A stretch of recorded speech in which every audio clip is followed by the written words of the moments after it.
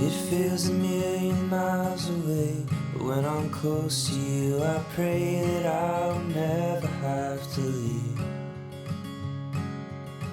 There's nothing more in life I want than just to feel your beating heart and let you know that I am near. The sun is setting fast, I know. Welcome, everybody. Welcome to the 15th service of Alila Ministry, where our faith is rooted in God, in our divine creator. I am minister, teacher, student, and servant Andrea Grace. And so today's service, we will talk about the true purpose, the true function of romantic love. But first, let us begin with prayer. And actually, today's prayer is 1 Corinthians, which is from a letter that the Apostle Paul wrote to the Christian church at Corinth to help them remember or to give them instruction on what Christian ministry looks like. And so the prayer that we'll be using today is the passage entitled, "Love is Indispensable." So let's bring our two hands to meet in front of the heart, just relaxing into the support of the chair, the support of the floor that's holding you in just the right amount, lifting from the heart, tucking the chin, surrendering the I know mind to the wisdom of the open heart, and listening. If I speak in the tongues of men or of angels, but do not have love, I am only a resounding gong or a clanging cymbal. If I have the gift of prophecy and can fathom all mysteries and all knowledge, and if I have a faith that can move mountains, but I do not have love, I am nothing. If I give all I possess to the poor and give over my body to hardship that I may boast, but I do not have love, I gain nothing. Love is patient. Love is kind. It does not envy. It does not boast. It is not proud. It does not dishonor others. It is not self-seeking. It is not easily angered. It keeps no record of wrongs. Love does not delight in evil, but rejoices with the truth. It always protects, always trusts, always hopes, always perseveres. Love never fails. But where there are prophecies, they will cease. Where there are tongues, they will be stilled. Where there is knowledge, it will pass away. For we know in part, and we prophesy in part, but when completeness comes, what is in part disappears. When I was a child, I talked like a child, I thought like a child, I reasoned like a child. When I became a man, I put the ways of childhood behind me. For now we see only a reflection as in a mirror, then we shall see face to face. Now I know in part, then I shall know fully, even as I am fully known. And now these three remain: faith, hope, and love. But the greatest of these is love. All right, so now let's bring our mission top of mind. Our mission is to provide a safe and supportive space for individuals seeking holistic healing and spiritual guidance grounded in our faith in God.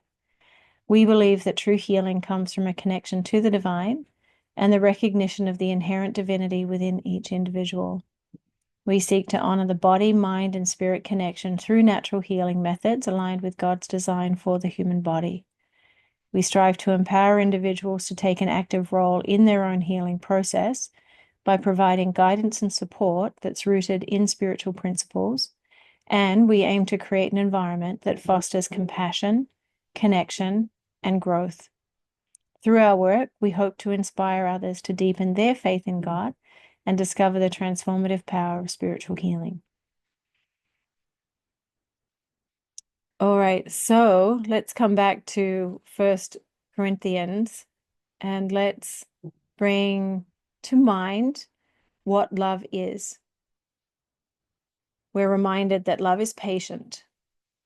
Love is kind. It does not envy. It does not boast. It is not proud. It does not dishonor others. It is not self-seeking. It is not easily angered. It keeps no record of wrongs. It always protects, always trusts, always hopes, always perseveres. This is a nice place to start because it's quite prescriptive. Even if the word love feels nebulous to us, difficult to grasp, here we have something that we can refer to that is applicable in a practical way in everyday life. We can feel that out. We feel what patience is. We can feel what kindness is. We can feel what it is to be without envy, which is essentially acceptance. We can feel what it is to be humble, not to boast, not to be proud. We can feel that humility. We can feel out what it looks like to be respectful and kind to others. That is, to not dishonor them. We can find what it looks like to not be self-seeking. We can also feel out what it is to be without anger. We can also connect with and imagine and see what it is to keep no records of wrongs. What would that feel like, right? And that's forgiveness. In a way, this is enough, right? I mean, this is enough. We can apply this love to the love of our parents, to the love of our siblings, the love of our friends, and then we can extend it to the one who gets to be on the other side of our romantic interest, right? For better or worse. So let's take a step back and remember that this is the realm of story. What's happening here is stories are unfolding. Stories are being lived every day.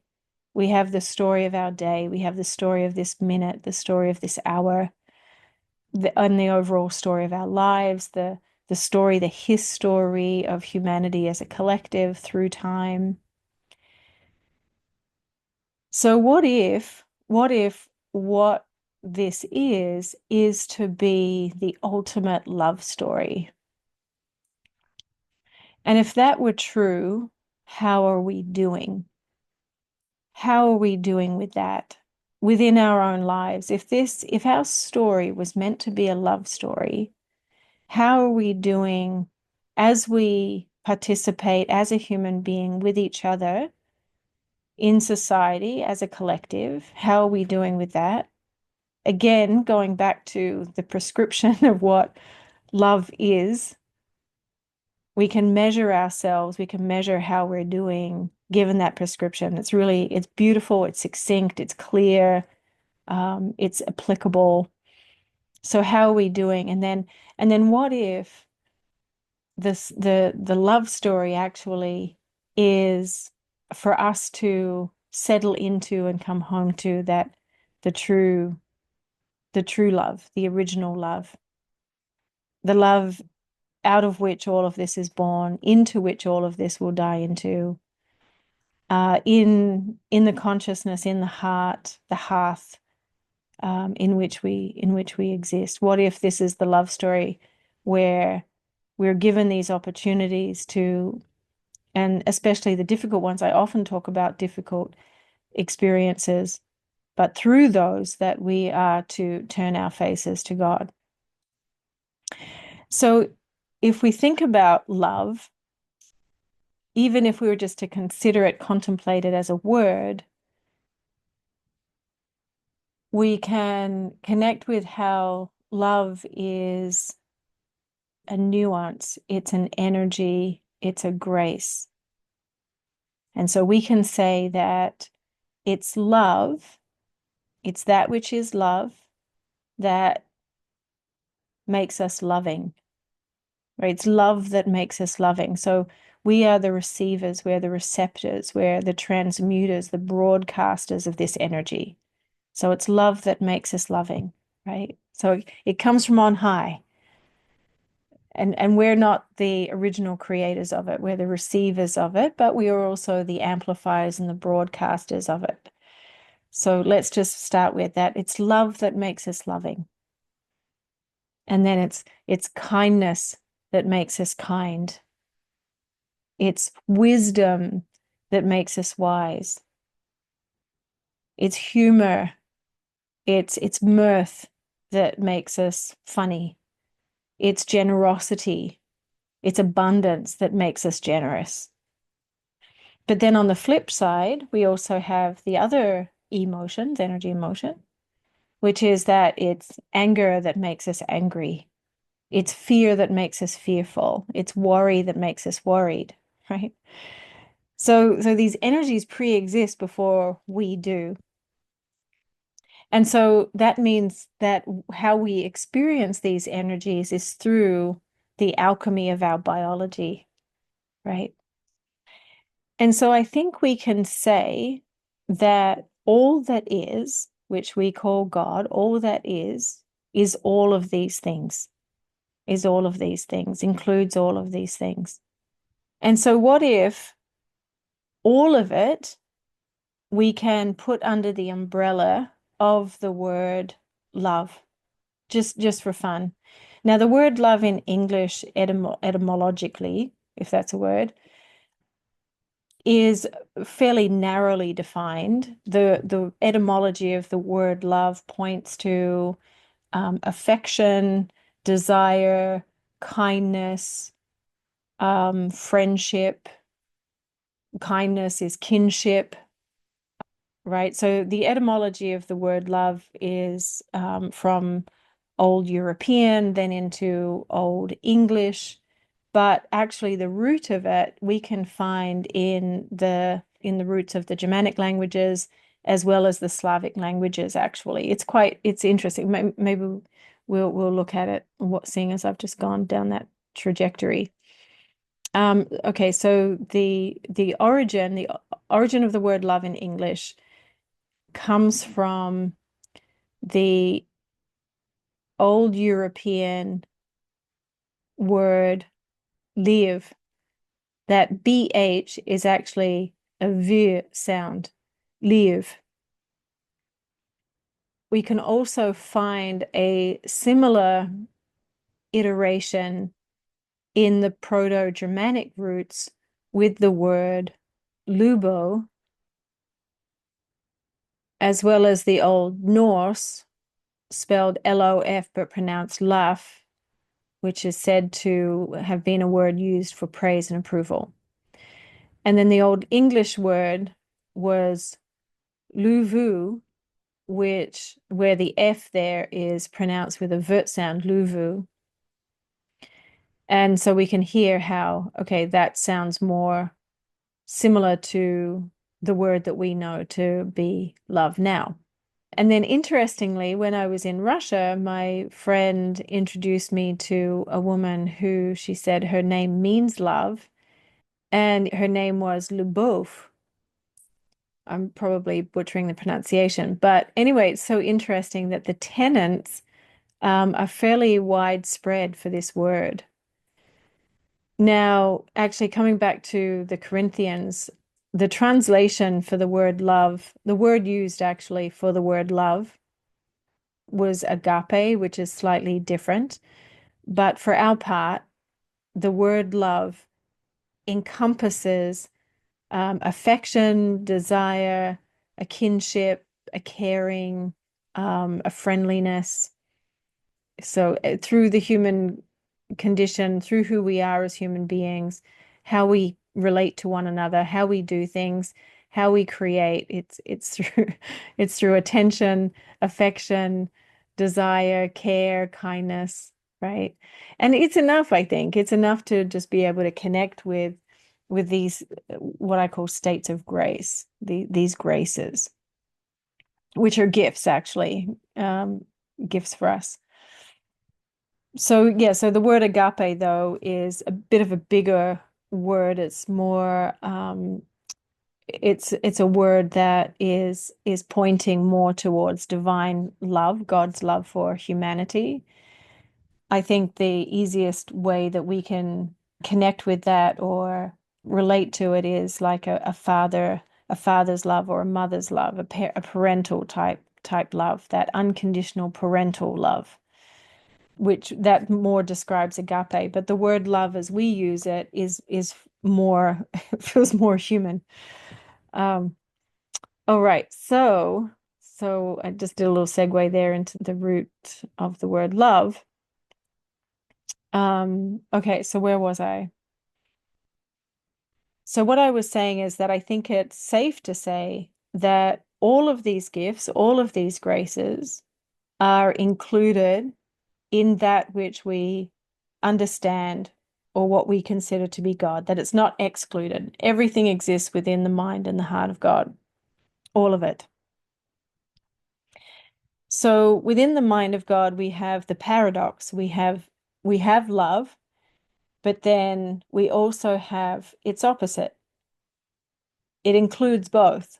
So we have that which is loving, and then we have that which is unloving in all of its degrees and all of its expressions. Now, if you have ever watched a Hallmark movie, inevitably, what we observe in a Hallmark movies are so great. I highly recommend you tune into one. So what we see in a Hallmark movie is first an attraction, a connection, and we can feel it as the audience member. And so then there's that period of moving closer together, right? Somehow the situation, the circumstances bring the two characters closer together. And so then there is this igniting of this chemistry. There's this the attraction we would call the chemistry, and we even use that language, right? And so then that chemistry, that attraction, has the couple finding ways to spend time to be together. And then inevitably, because it's Hallmark and because this is how stories go, inevitably there's some kind of adversity, there's some kind of conflict or misunderstanding. And so now, as the audience, we're watching, enduring the commercials that happen at the most inopportune times. Now we're waiting to see how is the conflict going to be resolved. And of course, because it's Hallmark, we know it is going to be resolved. Now, oftentimes in Hallmark, there's a force that pulls one away. There are existing circumstances, there's another love interest, there's a family responsibility. Something comes up in the story that pulls that magnetism physically, pulls them physically away. And then again, our part as the audience member is to see, oh, I wonder what can happen to now bring them together. And oftentimes it's there's fate. There's some kind of divine intervention, almost paranormal, that takes place in the story that creates the conditions for a miracle in order for the couples to be together. There was a period of time in Hallmark when the stories were based on true stories. And I know that's not always the case, but there are a few Hallmark movies that are based on true stories. So, okay, so let's look at what's actually happening there. What's happening is that each of us have signed up to bring a certain kind of energy into this experience at this time, a unique aspect of divine grace as ourselves through our unique nature. At the baseline, it's love. At the baseline, we came here to have the experience of that which is love and that which is unloving, and then to be given opportunities to choose love, even in the face of that which is unloving and difficult. So we could say that each of our soul's purpose here is love. And that's enough, actually. It's enough. We could absolutely simplify it and say, yes, your soul's purpose here is to be love. And especially to be love in the face of that which is unloving, that which is difficult, that which is challenging. However, what we also find is that we are so individualized and unique that we came in with our unique aspect of that love. So did we come to really be an instrument of forgiveness, or to illuminate truth, or to be a lighthouse, to be an inspiration? Did we come here to bring more beauty? Did we come here to bring more humor, more levity? So we each came here to bring in a certain aspect of divine grace, and to do our best to anchor that into this time-space reality, in order for then to be a role model, or for that to be amplified. And so if life is painful for us, if it's consistently painful, it means that we're actually not living in alignment to our divine purpose and our divine mission, and something really needs to change. You need to start having different conversations with yourself and with others, and then look for ways to help bring that realization of what your true purpose is here, so that you can give yourself permission to be that, to step into that. Because that's what the pain is for. The pain is an alarm clock waking you up to that truth. So, okay, so now we do better. We came here to be ourselves with others, to amplify with each other, so that together we make up the beautiful, colorful, magical tapestry of human existence and life. Now, so what we also agreed with is that there are going to be others who help us specifically with that. And so these are what called our soul agreements, or our soul contracts, different language for it. But we've made these agreements pre-incarnation. Okay, so when we think about the chemistry that we feel with anybody, with our family members, with our friendships, with co-workers, people that we meet, there's this subtle energy of chemistry that we're interplaying with all the time. We notice that when we're around certain people, they can inspire us and amplify us and give us energy. And then there are other people who we can be around that we feel a little bit depleted. We feel a little bit sapped of our energy. We can be around other people who we notice that we can work very well together with. Like somehow there's this ease of working together and building projects, and then we can find that we can interact with others and it's like oil and water. Somehow there's just not that smooth flowing. And it's all okay. It's all allowed. These feeling states are, again, just simply a navigation system. So we could say that at the simplest level, what that's for is to simply illustrate to us, for us to feel what feels like it's in flow and what feels like resistance. And if the resistance takes us into that which is unloving, then we need to check that so that we can bring ourselves back into a place of that which is loving, so that we can be true to our nature, which is to be love here in this moment, no matter what, really. I mean, that's our ultimate call, actually. Our ultimate call is to be love, even when it feels so unreasonable to be love. Okay, so let's consider that chemistry has a purpose, and that purpose is to be a magnifying force to bring two energies closer together for a certain kind of outcome, to amplify more love, to bring in more creativity, to bring in more light, to amplify the truth. What is that? And again, I'm dancing around the romantic love topic, but this is also still to do with community, friendships, family, co-workers, and so on. It's what I'm talking about is not separate from that. All right, so honing in on the romantic love.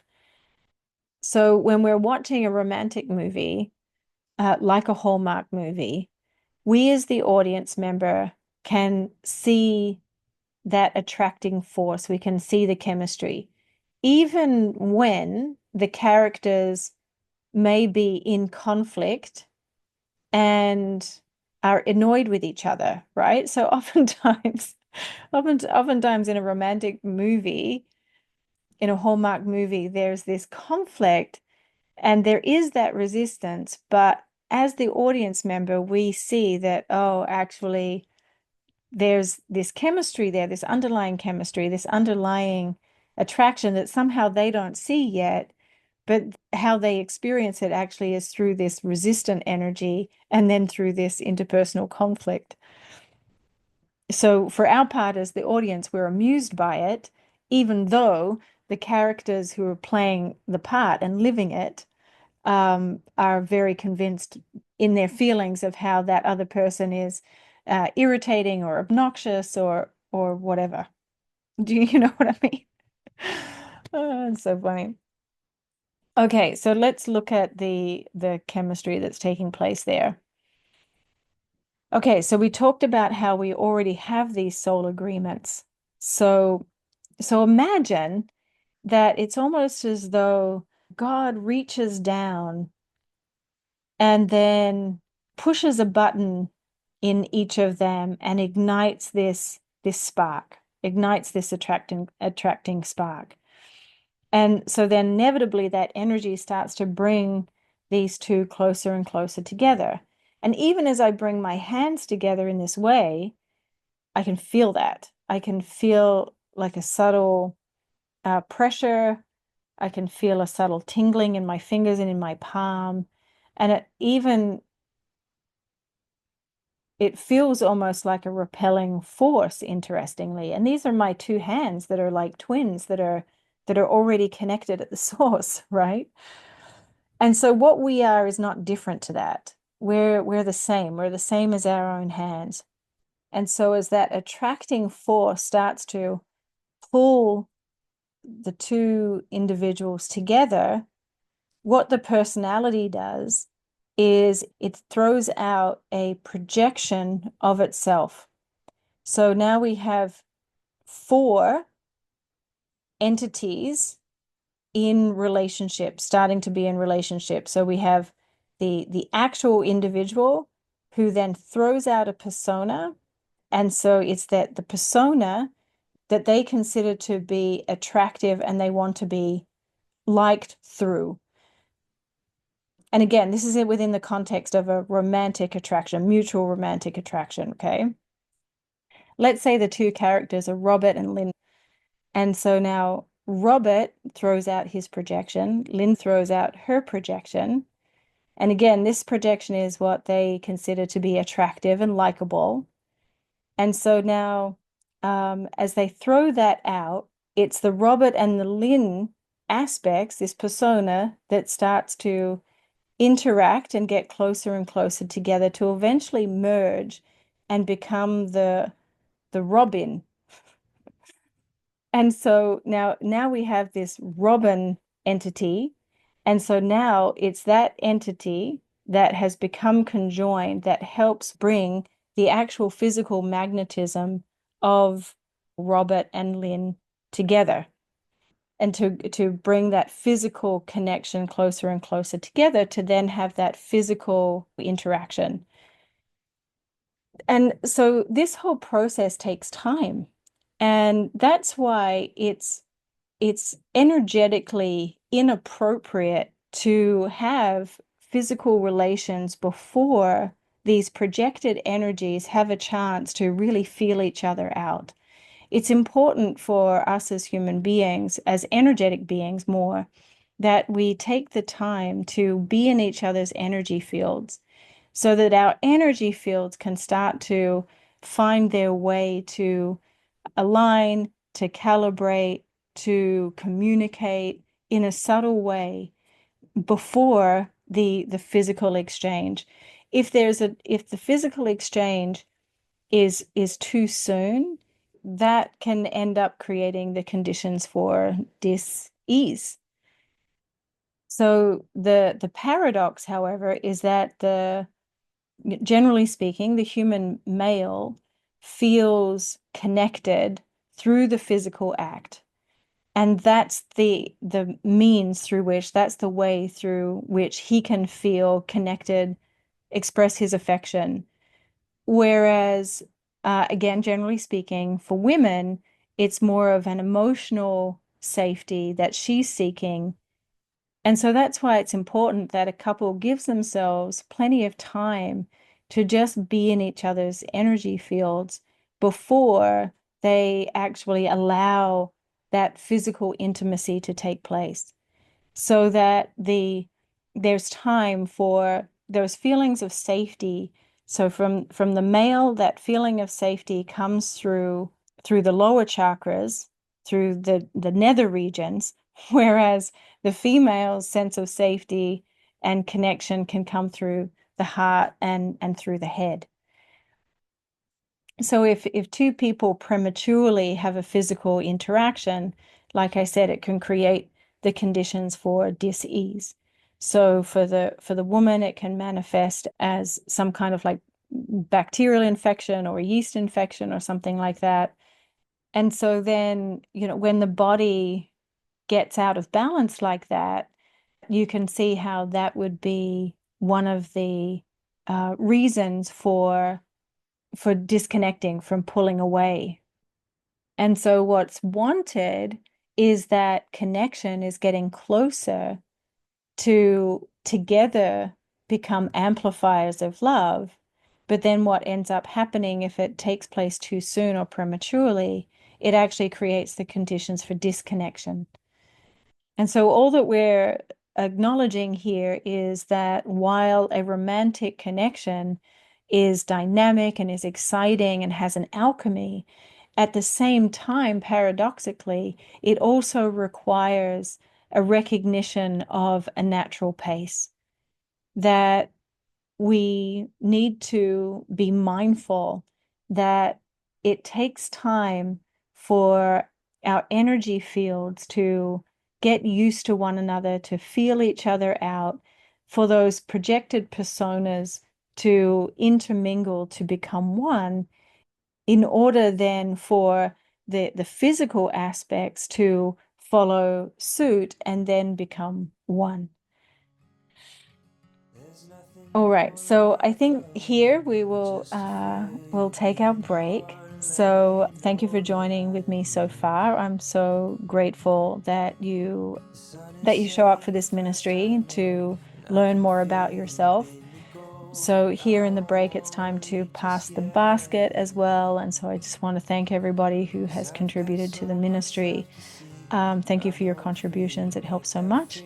And so if you would like to make a contribution, you can do that by sending a check to Alila Ministry. That's at 430 Springfield Avenue in Berkeley Heights, New Jersey. The zip code is 07922. Or you can make an electronic contribution through PayPal or Zelle. The account number is there for Zelle, and you can use the QR code for PayPal. All right, so let's take a small break and enjoy the music, and I will see you in a moment. With our hands we'll make the best of the life that we have left, and we will never say goodbye. Oh, my love, won't you come and walk with me a while? Time don't stop, even in the middle of a dream. Ooh.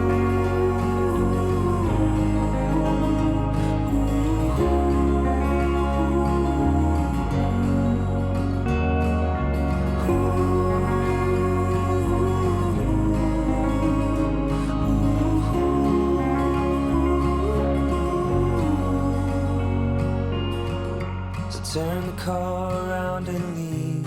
Meet me underneath the tree inside the valley that we made. And with our hands we'll make the best of the life that we have left, and we will never say goodbye. And if we do, we'll meet All again. right, Knowing welcome back. love is heaven sent, I hope you're never enjoying felt this Sunday way. morning. All right, so let's take a step back now and let's consider what God meant.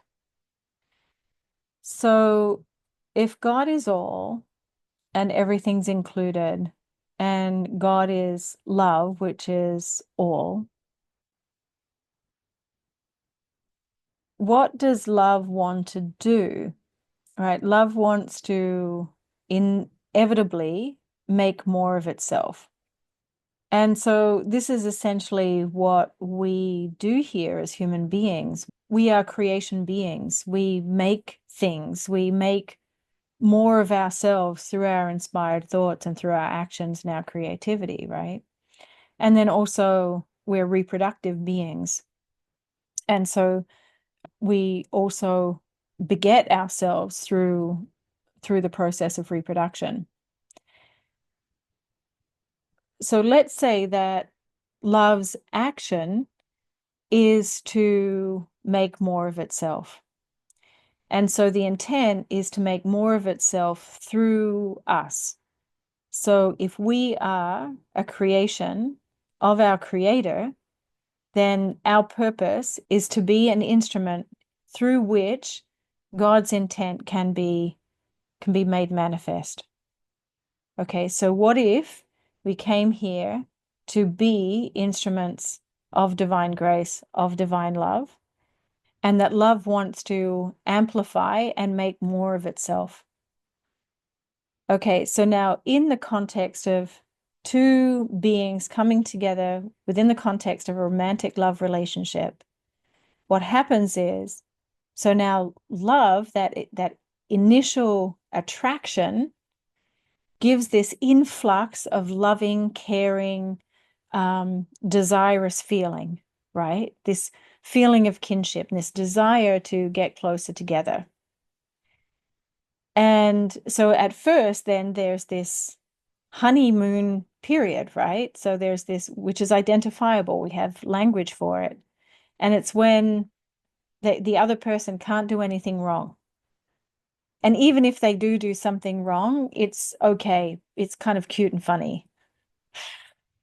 Okay, so that's that influx of love, right? And so I just want to spend a little time here so that we can really feel that out and maybe go into your own memory.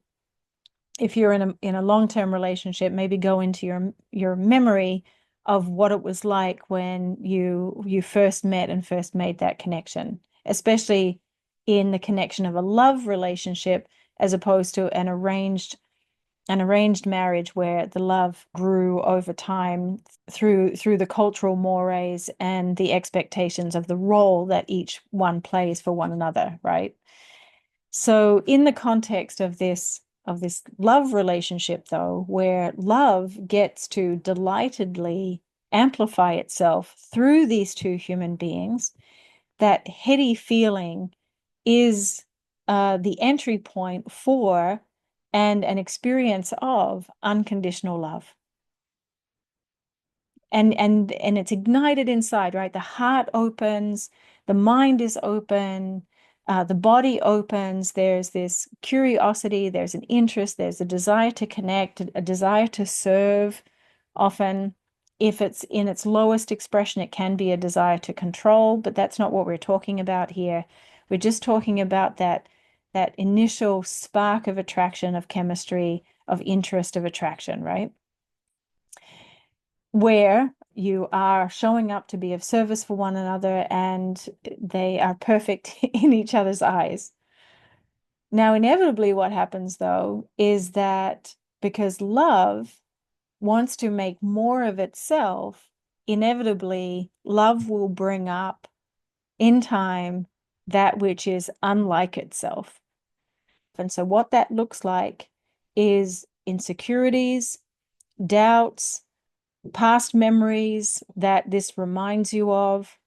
And so then that those feeling states, those insecurities, those feelings of doubt, it can also be jealousy. Those feelings are painful. They hurt. Now what happens is, so now let's say that let's make it Robert. Okay, so Robert now so Linda's being herself. She's enjoying her friends. She's doing her work. She's getting her stuff done. And now Robert, because that beautiful force of love has started to tickle the things inside of him that are not of love, that are unloving, that's unfinished, it'll start to like bring up his insecurities, his jealousies, which then ignite his feelings of wanting to control or manipulate or those little microaggressions or whatever. And so he might start to act badly. So he might act in a jealous way or in an insecure way or in a manipulative way. And now that's not going to land well with our Linda. And if she has unfinished business, then that's going to ignite and bring up her insecurities and her frustrations and her self-doubt. And so then that's going to get projected through that artifact, that projected artifact, it's going to get projected through that one that was previously made. And so now we have this force, this repelling force. And what can happen in that period is that they might not make it, because what happens is the individual starts to make each other in their minds the source of the discomfort, the uncomfortable feelings.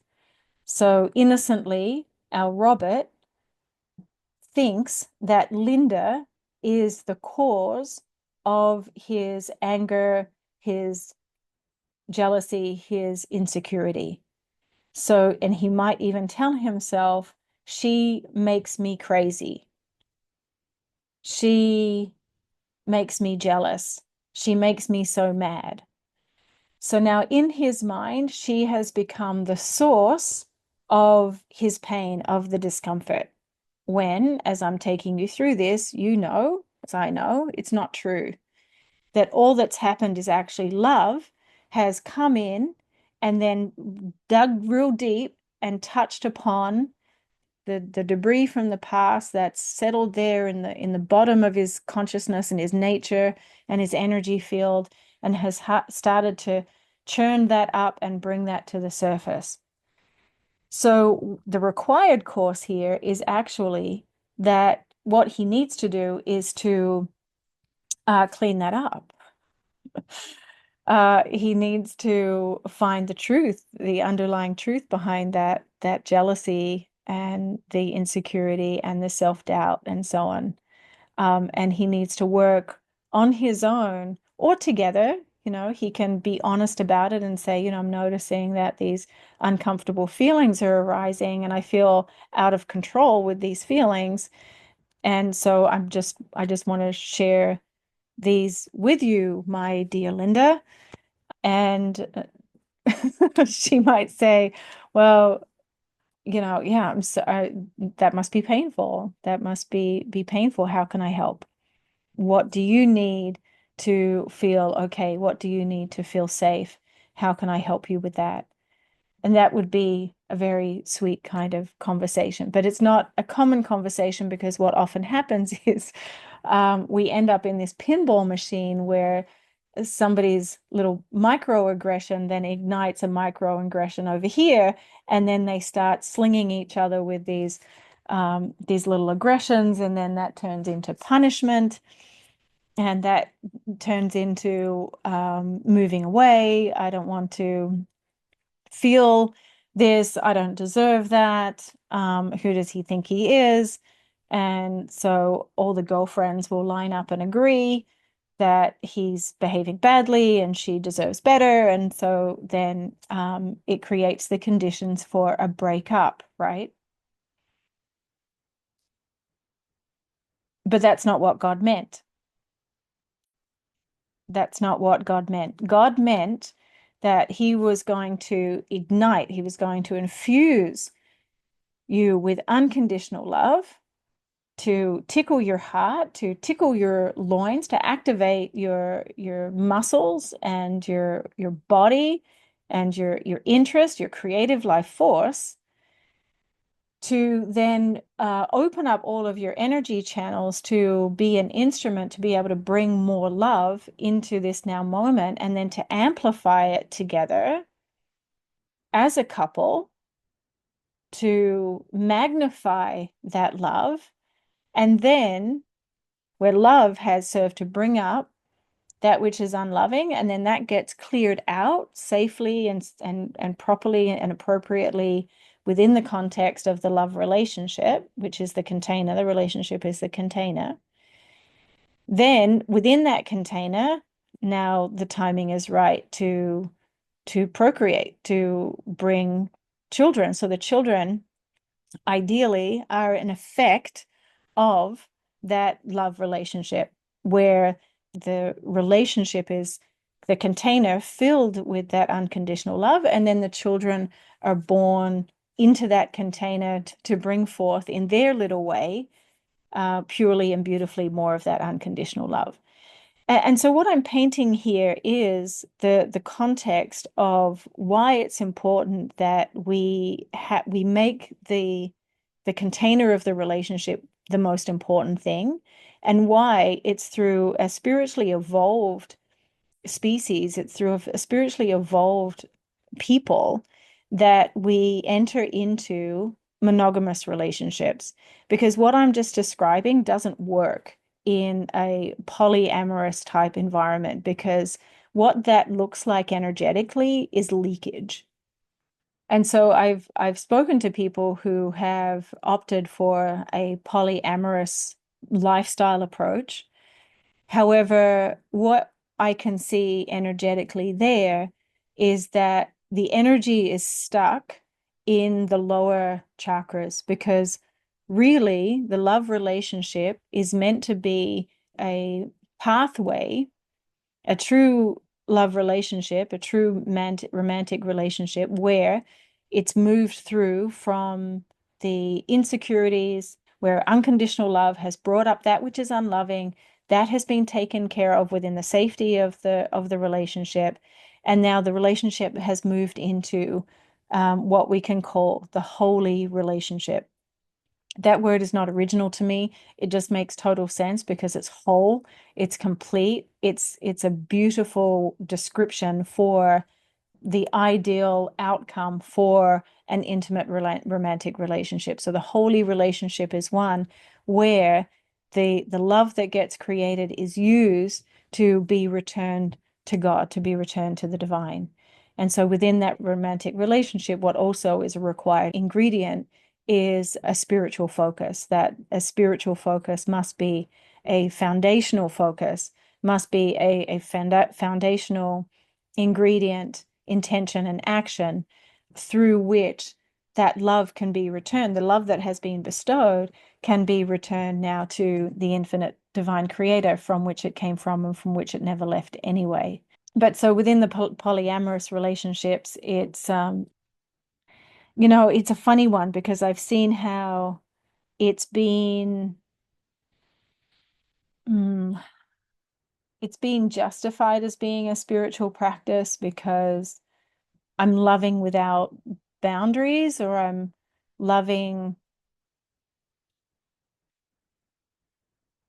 without judgment, even. However, what I would say is that it's actually still remnants and residue of a more primitive level of spiritual development. And so let's now look at 1 Corinthians 6, what it says about sexual immorality. I have the right to do anything you say, but not everything is beneficial. I have the right to do anything, but I will not be mastered by anything. You say, food for the stomach and the stomach for food, and God will destroy them both. The body, however, is not meant for sexual immorality, but for the Lord, and the Lord for the body. By his power, God raised the Lord from the dead, and he will raise us also. Do you not know that your bodies are members of Christ himself? Shall I then take the members of Christ and unite them with a prostitute? Never. Do you not know that he who unites himself with a prostitute is one with her in body? For it is said, the two will become one flesh. But whoever is united with the Lord is one with him in spirit. Flee from sexual immorality. All other sins a person commits are outside the body, but whoever sins sexually sins against their own body. Do you not know that your bodies are temples of the Holy Spirit who is in you, whom you have received from God? You are not your own. You were bought at a price. Therefore, honor God with your bodies. And so again, we're receiving this prescription on how to use the gift that God gave us. And again, the body is just simply an instrument. It is a servant. It is an amplifier. It's a transmuter. It's a means of expression. It's a means of communication. It's a communication device. And so what is it that we're communicating? Through our sexual interactions, the question for ourselves is, what is my get? What am I trying to communicate? What is my original intent? What's my motive? And so if your motive is just simply for gratification or to cover up any feelings of insecurity or unfinished business, sense of loneliness, then you're out of integrity, you're out of alignment. And so what we've been talking about is how to identify the alchemy within a body for when the body is being used by God to be an instrument through which more love can be amplified, that more love can be communicated in the context of a romantic love relationship, but not always, in all relationships. How can the body be used to communicate love, care, kindness, affection, respect, acceptance?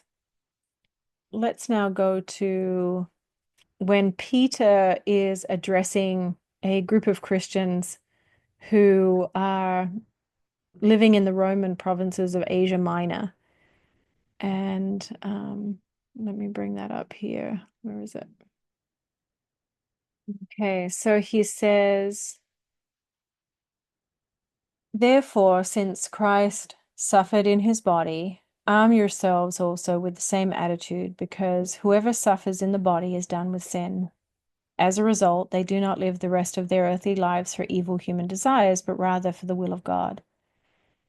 For you have spent enough time in the past doing what pagans choose to do, living in debauchery, lust, drunkenness, orgies, carousing, and detestable idolatry.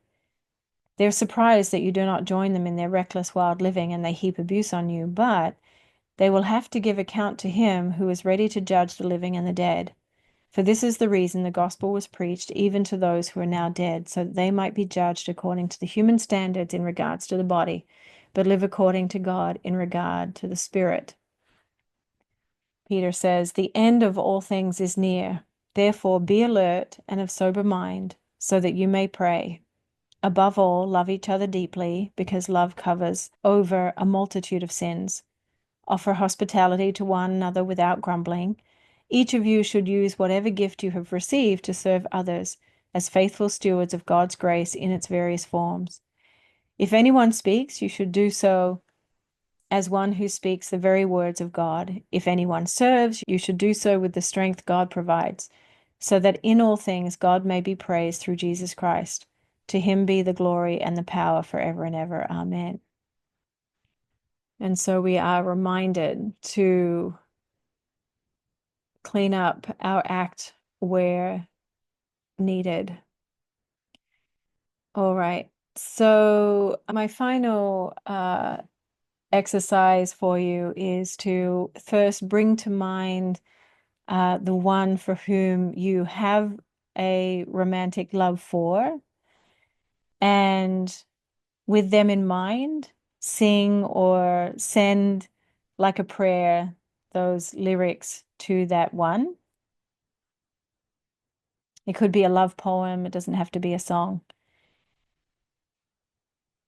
And then when you're complete with that, now bring your own self to mind and read them to yourself or sing them to yourself as you being your own beloved, the one that you've been looking for. And then when you're done with that, bring your understanding of the infinite creator, of God, the face of Christ, if you like, the face of the Divine Mother, if you like. Bring the divine to mind in the best way that you know how, and sing the song, sing the words, speak the words to God.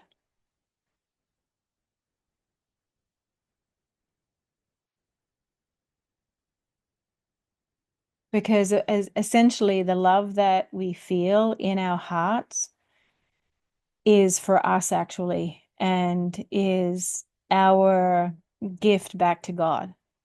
It's what he wants. It's what he wanted. We think that we want others to love us. That's what we think. I remember in an early love relationship in my teenage eyes that when I was looking into his eyes, I actually could see myself. And I thought, wow, what we really want is to see ourselves reflected in another's eyes. We want to see our own hearts reflected in another's heart. As I grew older, I realized that actually it's not other people's love that I want. It's that I want to feel that love for others. That's really what you want to feel. Love. You want to feel in love. You want to feel that in your body and in your muscles and in your organs and in your mind, right? That actually what we realize is the love that we feel has nothing to do with them. And so to that, we may as well just love them anyway, even when they don't act the way we want, the way we like, the way that we expect. All right, so this concludes our Sunday service for today. And again, thank you for the gift and the grace of your unique magnificence. You're the only one who gets to be you. You're the only one who can play the part that you're playing. And so I'm grateful for that. And so I'll see you next time. Bye.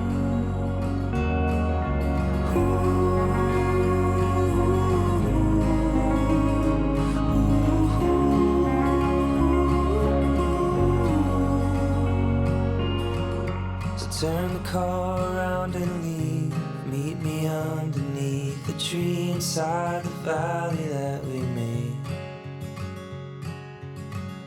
And with our hands we'll make the best of the life that we have left, and we will never say goodbye.